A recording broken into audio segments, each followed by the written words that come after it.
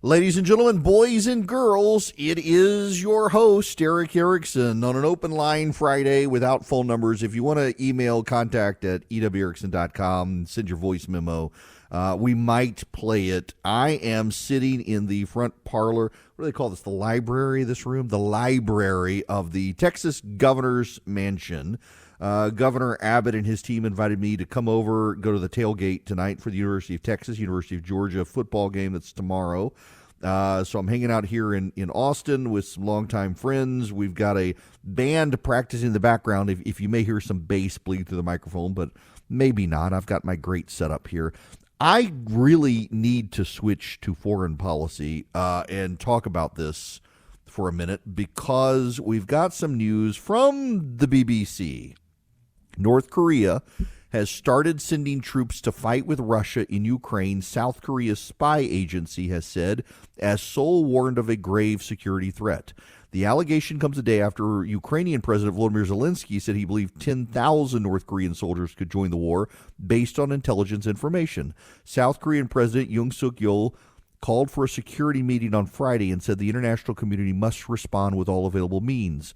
According to the spy agency, 1,500 troops had already arrived in Russia, with anonymous sources telling South Korean media the final figure could be closer to 12,000. This comes as evidence mounts the North Koreans are supplying Russia with ammunition, as recently demonstrated by the recovery of a missile in Ukraine's Poltava region. Moscow and Pyongyang have all been deepening their cooperation in recent months. Last week, North Korean leader Kim Jong-un greeted Russian President Vladimir Putin on his birthday, calling him his closest comrade. Listen, I understand there are many Americans who say this isn't our fight. But the North Koreans, the Russians, the Chinese, and the Iranians collaborating together, you don't have to call it an axis of evil, but it is an Eastern axis that wants to assert its domination on the world stage. North Koreans entering Ukraine would be a serious escalation of this war, and it should necessitate a Western response. And here is why it should. Say what you will about the Chinese military. Say what you will about the North Korean military. They don't have something the American military has. Battle-hardened field experience. The Chinese military have not been fighting wars, nor have the North Korean military been fighting wars. They've been in a state of war with South Korea, but they haven't actually fought. There is a big difference between a live-fire training exercise and an actual war where you're going to potentially die. And it changes your thinking and alters your courage and alters your decisions. Getting the North Koreans military experience in Ukraine that they take back to North Korea to face South Koreans is a dangerous escalation. And it is ultimately going to draw the United States into a conflict. You cannot be isolationist in World War. You can try it, but you can't be. And it is better to help stamp it out now than to be surrounded by your enemies and festering. Look what happened to the United States in World War II. We thought we could sit it out until Pearl Harbor got bombed. The Japanese thought that they could take us out, and they came very close to wiping out our Pacific fleet. Had the aircraft carriers not been providentially at sea, they very well would have wiped out our capacity to wage war in the Pacific and would have spread. The Chinese are already engaged in internet attacks against the United States. Russians are engaged in internet attacks against the United States. They target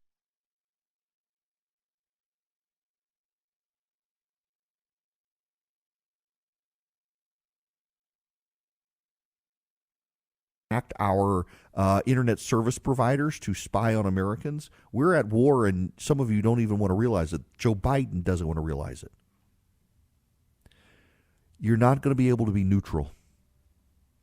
The question is this: do you want your child to die in war? I assume your answer is my answer: no. So why are we not then allowing Ukrainian children to use our weapons to kill the bad guys? so your children do not have to use their lives to stop the bad guys? Why not help the Ukrainians stop the North Koreans so your children are not having to stop the North Koreans? You can say, we don't have the money. I understand that. You can say, we need to do something about North Carolina before we do something about Ukraine. We are spending way more money in North Carolina than we're spending in Ukraine. I saw people the other day were outraged about the fact that we're sending $100 million to Lebanon. We're spending $100 million to rebuild I-20 or I-24 through North Carolina. We're spending the same amount on an interstate in North Carolina we're giving entirely to Lebanon. Before you say we don't have the money, why not stop studying transgender penguins in Antarctica and we can use that money? Why not stop funding the gender transitions of prisoners in federal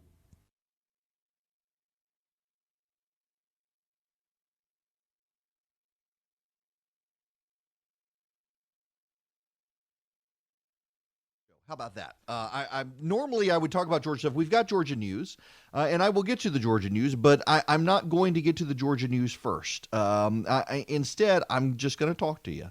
I'm assuming you can handle listening. You're mature enough to handle listening to a radio talk show that doesn't necessarily automatically delve into the raw politics of the day. I hope that you can, because I want to talk to you. I last night spoke at the Middle Georgia Salvation Army. You know, the Salvation Army these days, it's very bizarre. The Salvation Army has become controversial because it's Christian. You know, one of the reasons that Chick-fil-A is being bombarded with hatred these days is because Chick-fil-A supports them. Sorry, folks, we had to jump into backup programming. I think, well, UGA didn't show up, but maybe it was the Longhorn outside got in the way of the satellite, and well, it blocked the connection. So having some internet instability here all of a sudden. All right, I'm back. So back to the brilliant mind of Eric Erickson, what I was saying before the Longhorn decided to kill my internet because he might have pooped on the cable. There's a big steer outside. Your kids, I don't want your kids or my kids to die having to fight the North Koreans or the Russians in Ukraine. But if we stop spending money on the study of transgender penguins in Antarctica and all the other crazy stuff we're spending money on, we can spend money on North Carolina and on Ukraine. We've got the budget to be able to do it. In fact, what we've spent on Ukraine and Israel is only about 1% of the defense budget, not even the federal budget. We're spending more money to rebuild an interstate in North Carolina than we've given to Lebanon. If you've decided that we can't spend money on this stuff, you're creating excuses, and here's what's going to happen. It's going to fester, it's going to get worse, and it's going to get to a situation where ultimately we are going to be dragged into a conflict, and when we're dragged into the conflict, it's going to be at a time not of our choosing, but their choosing. It's going to be in a situation that is not to our advantage, but to their advantage. If the United States is not willing to lead, China's going to.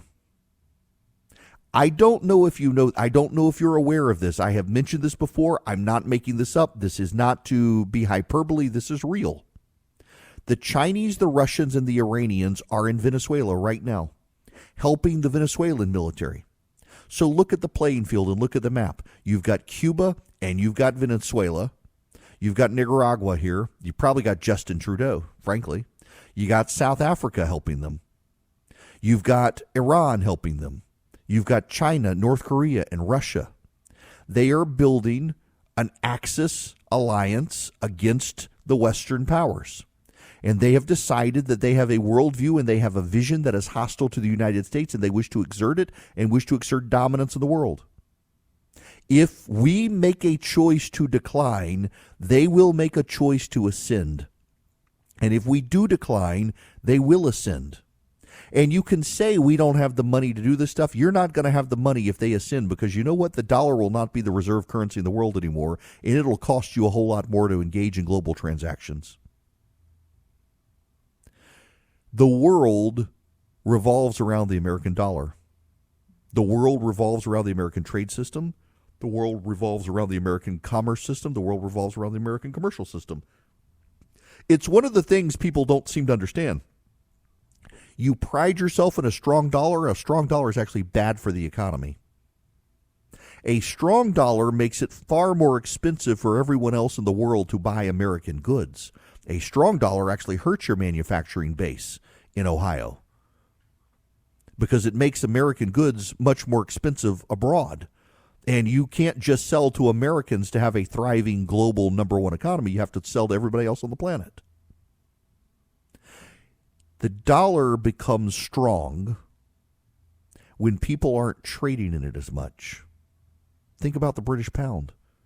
For a long time, the British pound has been so much more expensive than us. It's because nobody's buying British goods. Have you ever seen British cuisine? It's gross. And you buy a Range Rover, they're beautiful vehicles, but you better sell it before it hits 50,000 miles or you're going to have it in the garage every other week. This is the dynamic of the world today. It is a dangerous world where a group of nations who hate us wish us to be off the stage. And sadly, there are too many people on both sides of the aisle in this country who also want us off the stage. And they've convinced that we can live in a bubble and be isolated. In an age before the intercontinental ballistic missile, maybe you could, but you can't now. In the age before the hypersonic missile and the stealth nuclear submarine, you could be isolated from the rest of the world. And in an age where the rest of the world did not conduct 9 out of 10 transactions in the American dollar, you could be isolated from the rest of the world. The North Koreans are sending troops to invade Ukraine with Russia. Those troops are going to get the battle experience that they then need to cross a red line into South Korea, where many of your children are stationed. This doesn't end well if we don't lead. And unfortunately for us, the loudest voices on the right have turned isolationist, many of them having unknowingly embraced Russian propaganda that's just asking questions. And on the left, they're run by a dementia patient and surrounded by a bunch of progressives who actually hate American leadership in the world. And North Korea sees it, and China sees it, and Iran sees it, and Russia sees it, and Venezuela sees it, and Cuba sees it, and don't look now, Haiti has collapsed, waiting for a strong leader to come in and set up shop, and the Chinese are eyeing that western half of that island. You do not want the Chinese to go establish law and order in Haiti because they'll get a military base about 150 miles from the United States. These are dangerous times. And the President of the United States is too busy taking care of her husband who has dementia and teaching her college classes with her doctorate in education and is too preoccupied. And the Vice President of the United States is a blithering idiot. I had somebody last night tell me, I was sitting next to him on a plane, so she passed the California bar. She's got to be a smart person. The California bar is the hardest bar exam in the nation, and she passed it the second time. I know many lawyers who are idiots, and Kamala Harris ain't bright. God bless her for having enough knowledge to pass the California bar the second time. For the record, I passed the bar exam the first time. But still, these are dangerous times, and the Democrats are not fit to lead in dangerous times, particularly with a dementia-addled old man. It's Eric Erickson. Welcome. The phone number, well, you can't get the phone number. If you want to email contact@ewerickson.com. I can play your audio, but my call screener is killing hogs today. He needed it. It was therapeutic. I just want you people to know I'm a great boss, despite firing my employees every week. I'm actually a good boss. And I told Charlie, I was like, you need to go. You need to go kill hogs. So I'm here in the Texas governor's mansion. My buddy Brad, how long have we known each other? It's been like a very long, 20 years. So there's this book in here, the Governor's Mansion of Texas, and he starts flipping through this while I'm on commercial break. It's like, did you know behind you is Stephen F. Austin's desk and a silver candelabra with Davy Crockett that he sat for to pose for? This is just the library in the Texas Governor's Mansion. They're having a huge party on the front lawn of this house tonight. Governor Kemp is going to be here. Governor Abbott will be here. It is it's a tailgate party, and for the UGA Texas game tomorrow. So Brad and our buddy Kevin called me weeks ago and said, "Hey, why don't you come over and do the show from the governor's mansion?" Now I'm on in Austin, Texas. So hi to my listeners in Austin who are listening to me. Although I'm in delay here, so they need to put me live. But nonetheless, I'm on here in Austin, and it made sense to come over and do this show from the governor's mansion. I've been here before when Governor Perry was governor. He had me over a couple times for lunch with him. Great lunch. Man, I do have to tell you, I don't know that it's the same with the current governor, but with the old governor, they put avocado on everything. It did not matter what you ate. There was going to be and I'm not a big avocado eater. And to me, it tastes like grass. Like, I'm not a guacamole eater. It's like if I wanted grass, I'd get grass. But mushy grass in my mouth, my father loves avocados. I've just never been an avocado fan. Nonetheless, I digress. We've got more. Believe it or not, there's actually more of the show to go other than my disdain for avocados. I did tell y'all I'm a picky eater. When we come back, we got a lot more we need to talk about, including how they found somewhere. Have you seen the video of his final moments? This was a man resigned to die. The moral of the story is don't try to exterminate the Jews. And it's what he tried to do. And bizarrely, perversely, there is this wild sense from some people that he was the hero. He was not a hero. He was a monster. And the Israelis have slayed another monster. I'll give you the details when we come back. First, I need to tell you about my friends at Vision Computer. If you need a computer, any one of you nationwide, whether you're on my affiliate in Kalispell, Montana, or Sacramento, California, here in Austin, call Vision at 404-COMPUTE. They can build you a computer. It's going to be better than the one you get at the one-size-fits-all big box store. It's going to last you longer than that computer. It's going to be customizable and upgradable to preserve it longer so you don't have to constantly upgrade the whole machine. And you're going to get their tech support for free. So, for example, you're an independent contractor, you're a sole proprietor, you work out of a coffee shop, you need someone you can call if something's not working or you don't know how to do something. You'll get a special number from Vision Computers for free if you buy your computer from them, and they'll be your tech support. But let's say you want it, you got a small business, and you can't afford an in-house IT guy, but you didn't get your computers from Vision. Call them at 404-COMPUTE for $179 a year. They will be your IT support. They'll help you with email. They'll help you with printer. They'll keep you up and going. Thousands of 5-star reviews, 15 seconds or less, you get an answer faster than Google search. Call them and tell them I sent you. You're going to save even more money. 404-COMPUTE or visioncomputers.com. Greetings, conversationalists. Welcome. It is Eric Erickson here. I am delighted to have you with me. If you, by the way, text the word ARMY to 33777 wherever you are listening in the nation, if you'll put in your name, zip code, and email address, we'll be able to keep in touch with you. And we now have this activism center. So, particularly, Brad, I say this in front of you. My buddy Brad is here in the room with me. Whether it's Texas or Georgia or elsewhere, like I know we've got like 15,000 people from Texas who are there. So whenever it's time for school choice or whatever, I can generate an email to everyone in Texas and say, here's the link.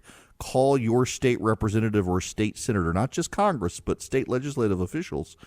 And it will connect you to their office and you can tell them support school choice. Or for those of us in Georgia, tort reform, things like that. I swear to y'all, for me and my vantage point, so those of you not in the Southeast, there's a major trial lawyer firm called Morgan & Morgan. They're out of Florida, and they're all over the Southeast, and they're spreading. I think it's the largest trial lawyer shop in the country.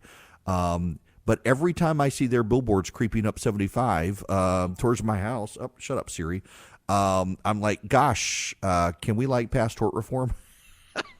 And listen, I no disrespect to the trial lawyers out there, because I used to be one and understand people sometimes do have to file lawsuits and things like that. But please stop. My watch is going crazy with me. Apparently, it doesn't like Texas. Anyway, I just tort reform. So anyway, text ARMY to 33777. Now, let's talk about the greatest story of the day. I realize Scripture says pray for your enemies. So I may be sinning a little bit here, but I love the story of Yahya Sinwar dying. The man is a monster, and it was a total accident how they killed him. I gotta, if you haven't seen, this is a mind-blowing story. We put it in the show notes today. It's from the Wall Street Journal. On Wednesday, Yahya Sinwar's luck ran out. He was killed in a chance encounter with Israeli soldiers training to be squad leaders. They had no idea who he was. The moment that changed the war in Gaza came around 3 p.m. when the trainees searching for Hamas tunnels in the southern city of Rafah saw 3 armed men leaving a building. The soldiers opened fire. One of the men fled into a nearby building. Soldiers sent a reconnaissance drone after him. The video feed showed the militant wounded and alone, sitting in a chair. In a final act of defiance, the man hurled a chunk of wood at the drone before the soldiers opened fire again, and the house collapsed on him. It wasn't until the next morning, when other soldiers returned to sift through the rubble, that they noticed a resemblance between the dead militant and Sinwar, the Middle East's most wanted man. We operated a lot of fire, a lot of artillery. A soldier involved in Wednesday's operation, whose name wasn't disclosed, told Israel's Channel 12. When we heard he was killed, we joked around saying, how crazy would it be if it was us? Day in and day out, since October 7th, the deadliest day for Israelis since the founding of their country in 1948, soldiers and spies have searched for Sinwar. Using all the technology and advanced weaponry that Israel and its allies, including the United States, could bring to bear. At times, they came tantalizingly close, but he was always one step ahead. At one point, soldiers arrived in an underground compound just moments after Sinwar had fled, with one senior officer saying Sinwar had left behind a cup of coffee that was still hot. But they could never catch the man until members of Israel's Battalion 450, which trains infantry commanders, stumbled upon him by accident. With the death of Sinwar, who devised and led the October 7th attacks, leaving 1,200 people dead and more than 200 held hostages, Israel has now killed nearly all of Hamas's top leaders in Gaza, with the significant exception of Sinwar's brother Muhammad. Muhammad oversees the Iran-backed Islamic group's day-to-day military operations and could potentially become its leader now. Hamas confirmed the death of Sinwar in a statement on Friday. The killing is a crowning achievement for Benjamin Netanyahu, who had called for Sinwar's death as part of his oft-touted goal of total victory. So we were sitting in here earlier talking about this story and how so many of these things come about accidentally, it seems. You know, they stumbled upon Saddam Hussein. He was hiding in a hole in the ground with a ventilation shaft.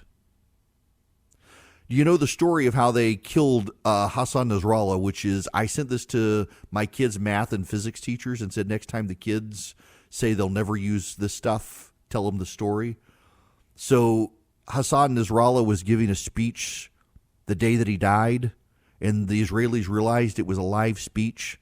So they sent an F-16, an F-A-18, and an F-22 and sent them in 3 different directions over Beirut at sonic speed to generate sonic booms, and through Hassan Nasrallah's microphone could time how long each sonic boom got picked up by his microphone, and were able to triangulate his position and launched a missile with very little collateral damage. That is a true story.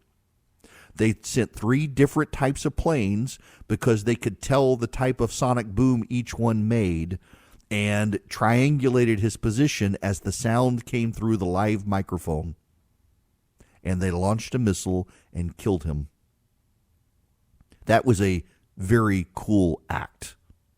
Y'all, listen, I'm still stuck on the pager thing. That is the most Jewish thing ever, and I mean that lovingly. You convince Hezbollah that the Jews should be their pager supplier, and you profit off the people you're about to blow. I mean, that was brilliance. That was so brilliant.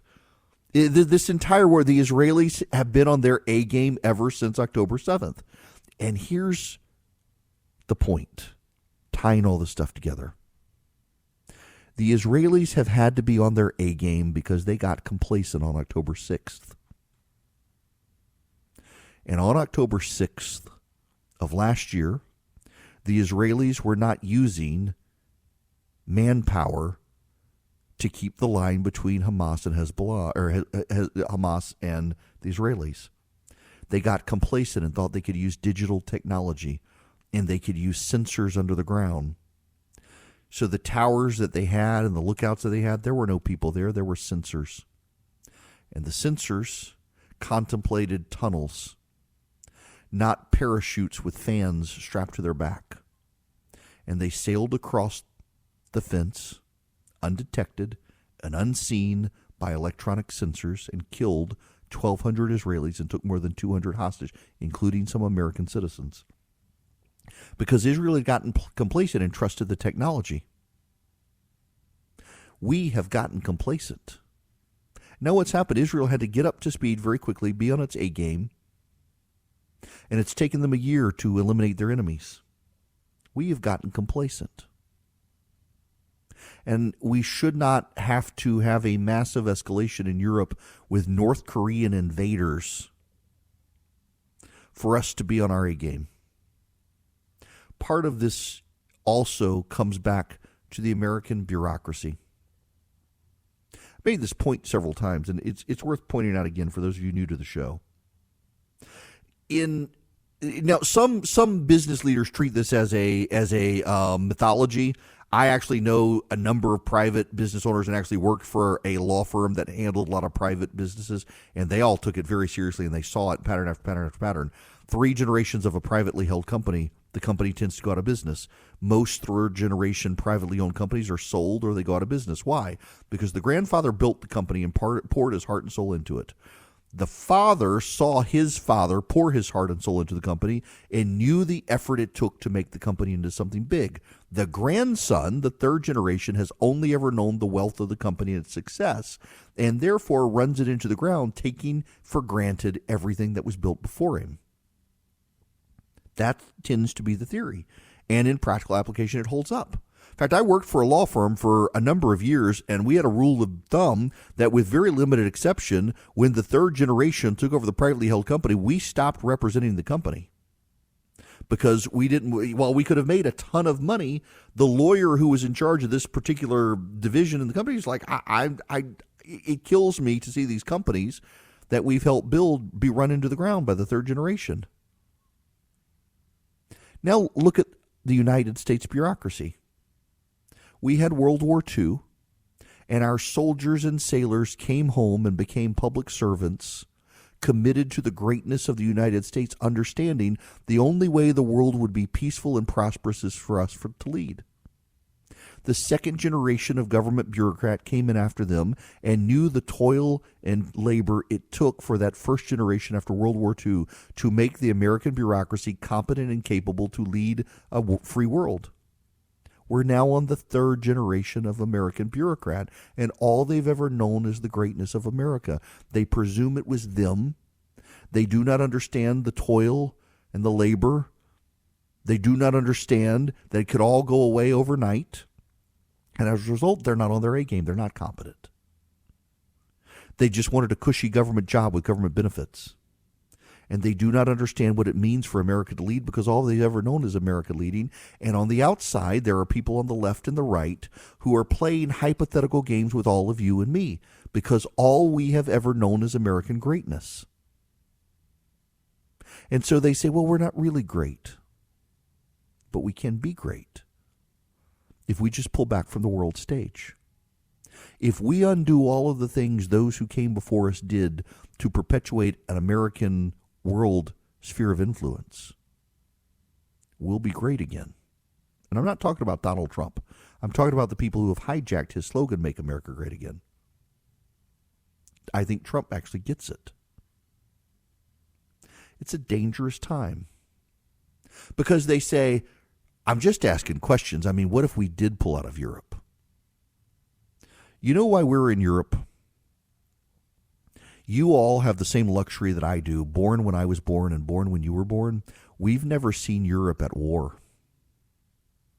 Europe has been at war for 2,000 years until 1945.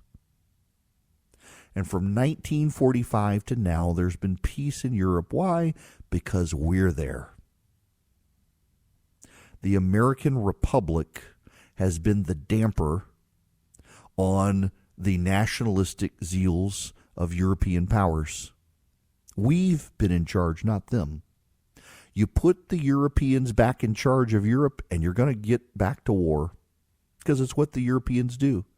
They built the European Union thinking that that could solidify them. Look, the European Union is cracking and breaking apart. The French don't like the Germans in charge. The Germans don't want the Italians in charge. The Italians don't want the French in charge. And the French sure as hell don't want the Greeks in charge. The Italians don't want the Greeks in charge either. So the Germans exert control. Hey, how does it go when Germany exerts control over Europe? Pop quiz. So we're in charge. We're the dampening rod. And there are people in this country now who think, it's fine. We can give it all up. You give it all up, it begins to crumble. Israel had to be on its A game and still only accidentally, providentially was able to kill Sinwar, and through their genius came up with a mathematical formula to be able to target Nasrallah. We need to be back on our A game. And make no mistake about it, we're not on our A game right now. We're not on our A game. But if we retreat from the world stage, nature abhors a vacuum, so does power. It will be filled by a group that does not have our interests at heart. And for all of you who say we can't afford it, you can't afford not to be the leader of the free world. The Chinese should not be put in a position for you to learn that the hard way. And there are too many Americans these days who just want to learn the lesson the hard way. And they won't believe it. They've all become Missourians, the show me state. You got to show them. And the only way you can show them that I'm right and that people like me who think like me are right is to get off the world stage. And by then, you've now ceded the world to people who hate us. The problem, however, is that our American bureaucracy has forgotten all of this as well. And they and our leaders are willing to run us off a fiscal cliff because they've taken it all for granted and they do not appreciate it can all go away overnight. With banks collapsing and with others teetering on the brink, with community banks shutting down and overburdened, and with regulators fighting these inevitable wars, Swiss America has been reminding people there is a secret war on cash. If you read the report, The Secret War on Cash, you'll see how the government has gone through great pains to be able to monitor even your cash purchases, even your digital currency and crypto purchases, so that the government always knows what you're spending, where you're spending. There's no privacy. It's dangerous. Swiss America has been warning about the secret war on cash for some time. They're rated A+ by the Better Business Bureau, and they'd love to give you their report. It can help you protect your assets. You can get a free copy by calling or texting 800-289-2646. The all-out war on cash includes those digital forms of currency. It's spreading, so just text my name, Eric, to 800-289-2646. 800-289-2646. You can go to SwissAmerica.com/Eric. Remember, ERICK, SwissAmerica.com/Eric. Or call or text my name to Swiss America at 800-289-2646. Get this free report. Takes less than 15 minutes to read. 800-289-2646. Message and data rates may apply. It is your host from the Texas governor's mansion here for the Georgia and Texas game. And I'm not even actually going to the football game. I have to go home tomorrow. I got a family obligation, and my wife would probably shoot me if I stayed. I've been really tempted to stay, but I can't even get it. The tickets are outrageous. I've got a special, I belong to a group, and I can go through a special portal. I can get a ticket, but it's like, the really good tickets are like $20,000. Like college football game, I'm not spending $500 to go to the game. Plus, I don't like crowds anyway. I get a better view in front of my TV than at the stadium. I'm not there. I don't need the experience of sweating next to strangers at a football game. Nonetheless, so I've gotten this from a lot of people because it's a big national headline. It's not just a local headline in Georgia. More than 1 million Georgians have already cast ballots in early voting, including Jimmy Carter. A buddy of mine asked me, how is it that a man who can barely breathe and may not actually be alive was able to cast a vote? So he hasn't voted for president yet. I know the headline says he's voted for president, but he has not voted for president yet. He's cast his ballot. His ballot will not be counted until Election Day. It won't be counted till Election Day. If he passes away before election,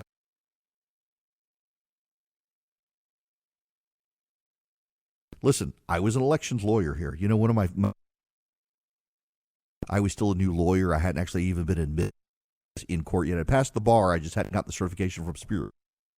And we had a lady, her brother had cast a ballot in a race. It was contested. He died the day after the election.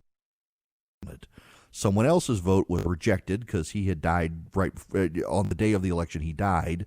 And there was a big argument over whether or not his vote counted or not. Well, given the time of day that he died, he couldn't have voted, so his ballot was rejected.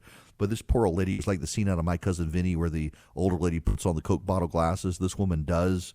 She had signed her brother's ballot for him, and you're not supposed to do that. And they asked her why she had done it. Did she not know she was breaking the law? And literally, this woman says, keep in mind,